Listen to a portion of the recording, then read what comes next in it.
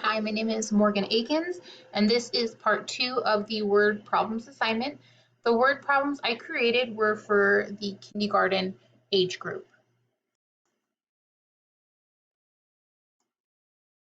The first word problem is Marley had 4 apple slices in her lunch. Colton counted the apple slices in his lunch and he had 8 apple slices. Who had more apple slices in their lunch? And now for the second part of the word problem assignment, I used my son and daughter.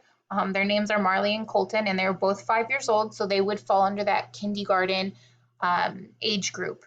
And for this, I showed them the PowerPoint, and they looked at the pictures.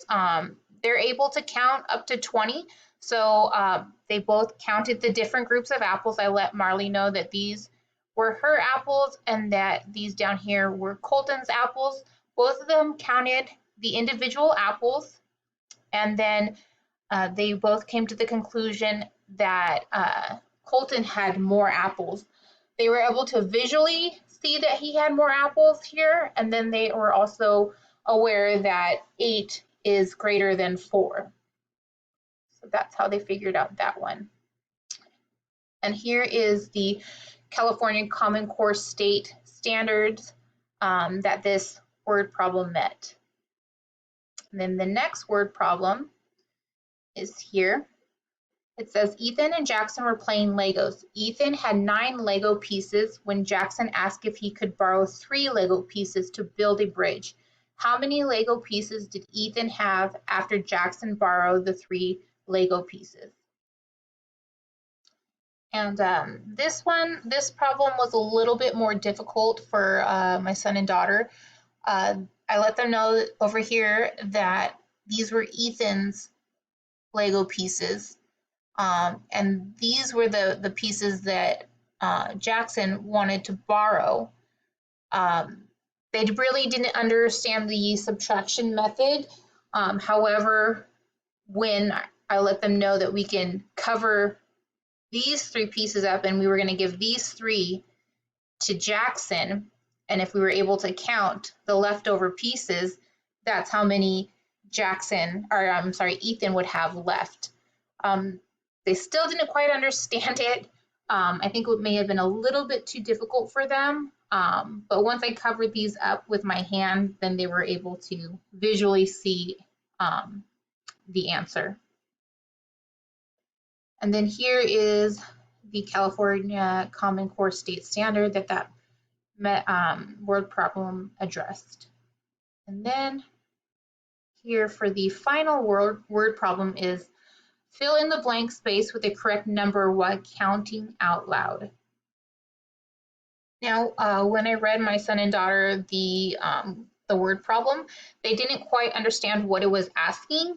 But when I sat down with them and I told them, I asked them, what's this number? And then I asked them, what comes here? What's next after that number?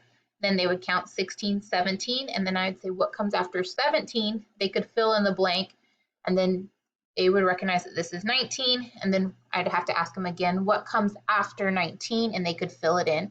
But with the question being presented as fill in the blank space with the correct number while counting out loud, I think the way that I worded it was a little bit too complicated for them.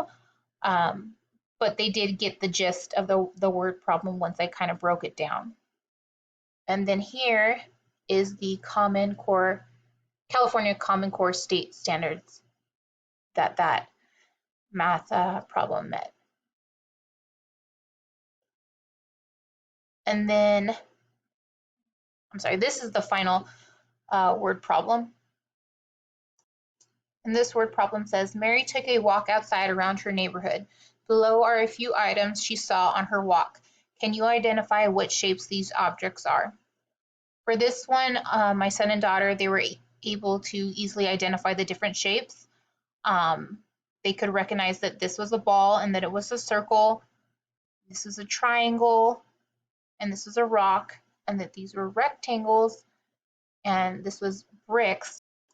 They were even able to identify the stop sign and that it was a hexagon, which surprised me. I was Pretty sure they would be able to get these three shapes, but I was a little leery about the stop sign, but they were both able to correctly identify it as a hexagon.